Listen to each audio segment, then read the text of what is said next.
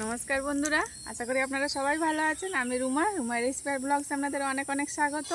আজকে আবার আমি একটা নতুন রেসিপি নিয়ে চলে এসেছি।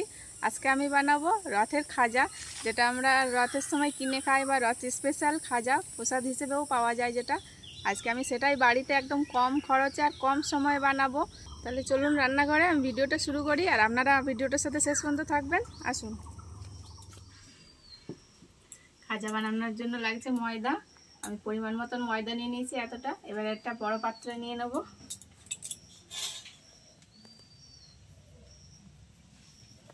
ময়দাটা আপনারা কম বেশি করে নিতে পারবেন যতটা পরিমাণে বানাবেন। এটা কিন্তু আলাদা করে কোনো পরিমাণ নেই, যতটুকু বানাবেন ততটুকু নিলেই হবে। ময়দাটা অবশ্যই চেলে নেবেন। আমি প্রথম থেকে চেলে নিয়েছি আগে থাকতে। এবার কিছু উপকরণ মিশিয়ে দেবো। পরিমাণ মতন নুন দেব। নুনটা আগে একটু ভালো করে হাত দিয়ে মিশিয়ে নেব।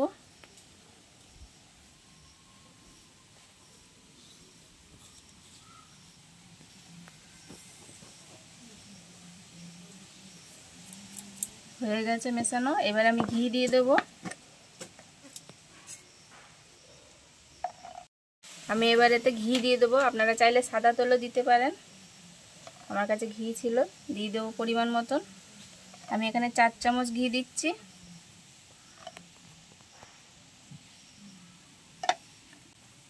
এবার হাত দিয়ে ভালো করে ময়ান করে নেব।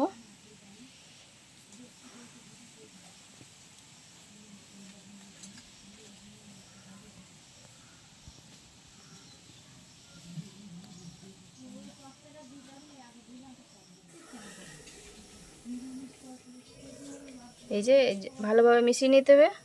বোঝা যাবে যে মিশে গেছে। এই দেখুন, এটা আমার একটা মন্ড তৈরি হয়ে যাবে। এই যে মানে আমার ময়ানটা ভালো মেশানো হয়েছে। এবার আমি অল্প অল্প করে জল দিয়ে একটা ডো বানিয়ে নেব। জলটা একেবারে বেশি করে দিলে হবে না, অল্প অল্প দিতে হবে, যাতে একদম না নরম হয়ে যায় আবার একদম শক্ত না হয়।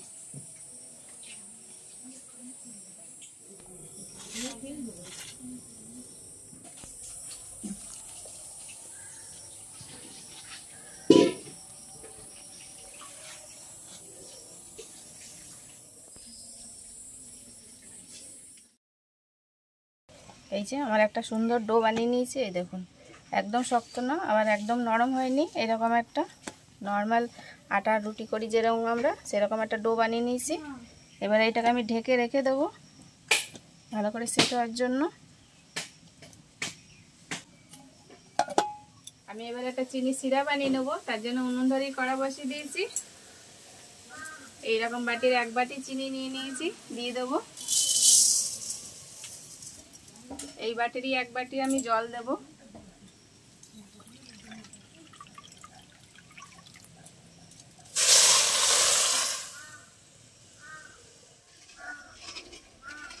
আমি 2টো এলাচ ফাটিয়ে নিয়েছি, দিয়ে দেবো।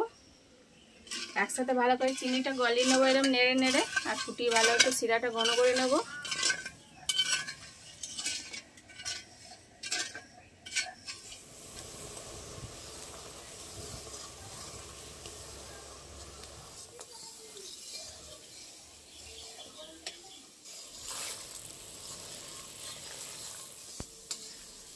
আমার সিরাটা ভালো ঘন হয়ে গেছে। এবার আমি দেখে নেবো কতটা তৈরি হয়েছে। এই দেখুন, এই যে এরকম করে একটা সুতো কাটছে, তার মানে আমার সিরাটা একদম রেডি হয়ে গেছে। এই যে এবার আমি লেবুর রস করে নিয়েছি, অল্প করে দিয়ে দেবো, যাতে ঠান্ডা হলে আমার রসটা জমে না যায়। আর এতে কিন্তু স্বাদের কোনো হেরফের হবে না। এই যে এবার আমি নামিয়ে নেব।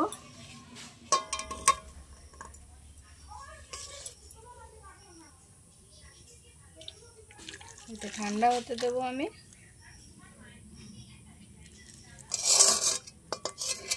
যে আটার ডোটা মেখে রেখেছিলাম সেটা এবার খাজার আকারে বেলে নেব। এই দেখুন কতটা সেট হয়ে গেছে একদম। এই যে একদম নরম হয়ে গেছে, মানে একদম শক্ত না আবার একদম নরম না। আবার একটু ভালো করে আমি মেখে নেব।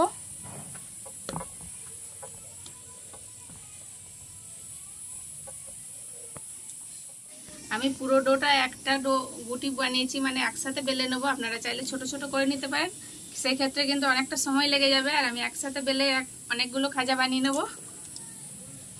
এই যে পুরো ডোটা একেবারে নিয়ে নিয়েছি। এর উপরে দিয়ে দেবো কর্নফ্লাওয়ার। কর্নফ্লাওয়ার দিয়ে বেলে নেব। আপনারা চাইলে ময়দা দিয়েও বেলতে পারবেন।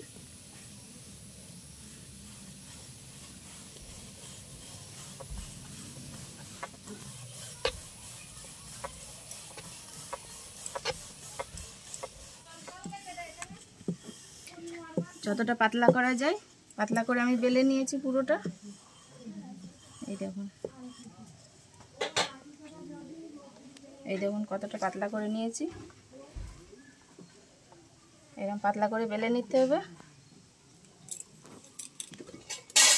আমি এবার পাশ দিক কেটে নেব, একটা গোল শেপ করে নেব, মানে সমান করে কেটে নেব। যেগুলো বেশি রয়েছে একা বাঁকা হয়ে গেছে সেগুলো কেটে বাদ দিয়ে দেবো।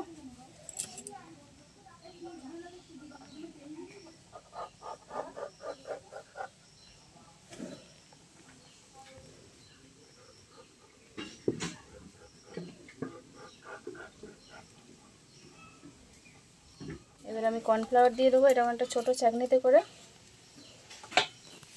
পুরোটাতে ভালো করে সমান করে ছড়িয়ে দেবো এরকম।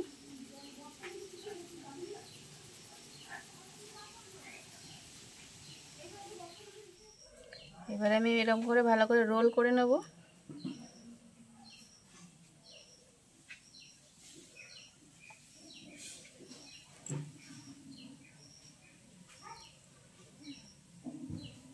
এরকম সমান করে পুরোটা রোল করে নিতে হবে।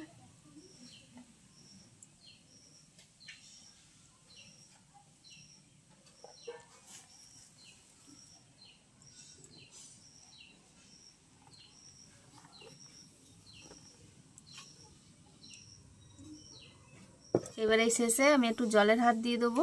এরকম করে দিলে পরে আর খুলে যাবে না মুখটা। এই যে এরকম করে একটু জলের হাত দিয়ে দিলে ভালোভাবে একদম টাইট লেগে যাবে। এইভাবে এই দেখুন। এবার আমি এরকম ছুরির সাহায্যে ছোট ছোট করে পিস করে কেটে নেব।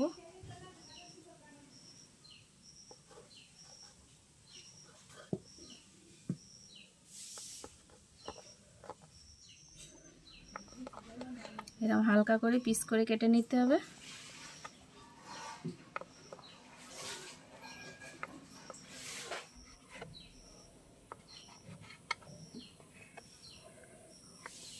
একসাথে কতগুলো খাজা তৈরি হয়ে যাবে এই দেখুন।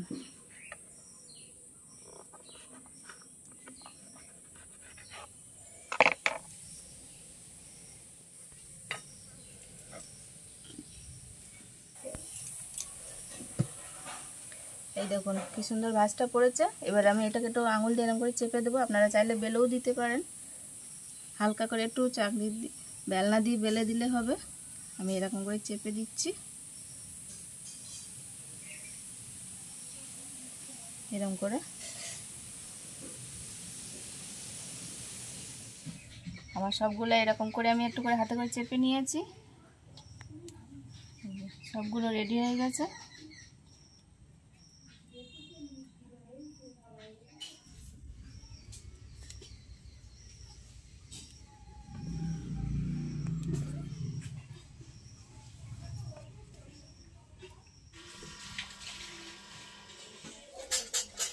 তেল গরম হয়ে গেছে। এবার বানিয়ে রাখা খাজাগুলো দিয়ে দেবো।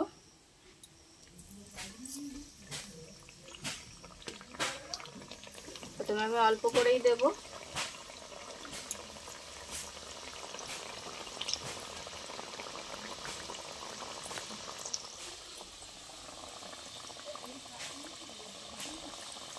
এগুলো এরকম করে একটু তেলের লেয়ার দিয়ে দিতে হবে এরকম করে।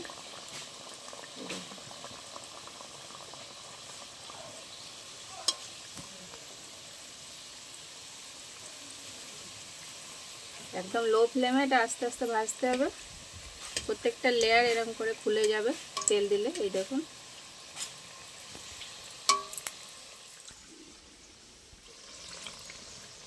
প্রত্যেকটা কি সুন্দর কালার এসে গেছে ভাজা। এরকম কালারে আমি নামিয়ে নেবো। এর চেয়ে বেশি কড়া করব না। এই দেখুন এবার নামিয়ে নেব।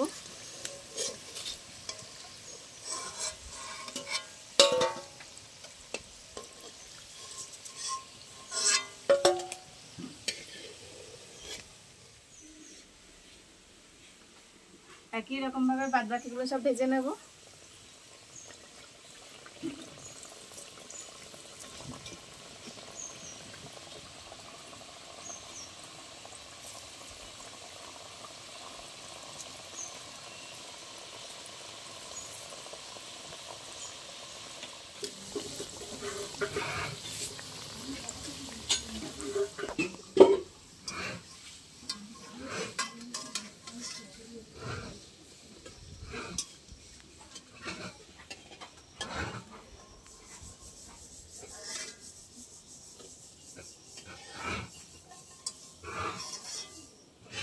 আমার সব খাজাগুলো ভাজা হয়ে গেছে। খাজাগুলো সব ভাজা হয়ে গেছে, এই দেখুন কি সুন্দর করে ভেজে নিয়েছে, কতটা খাস্তা হয়েছে। এবার আমি শিরার মধ্যে দেব। আর এটা পুরোটাই ঠান্ডা করে নিতে হবে, শিরাটাও ঠান্ডা করে নিতে হবে, নাহলে দিলে পরে নরম হয়ে যাবে।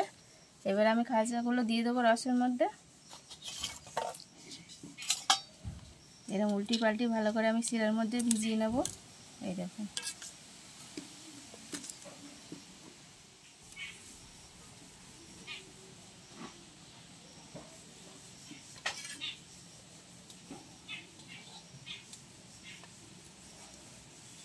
এরকম রসা ভিজিয়ে তুলে রাখতে হবে। এই যে এই দেখুন কতটা লোভনীয় হয়েছে দেখতে।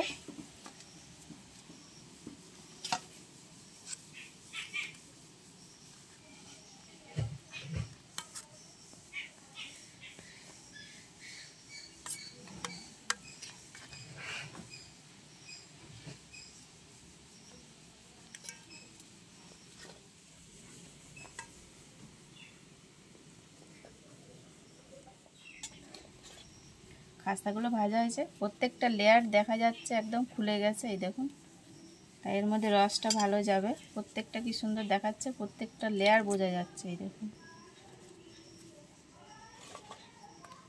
এরকম করে ভালো করে রসের সাথে ভিজিয়ে নিতে হবে।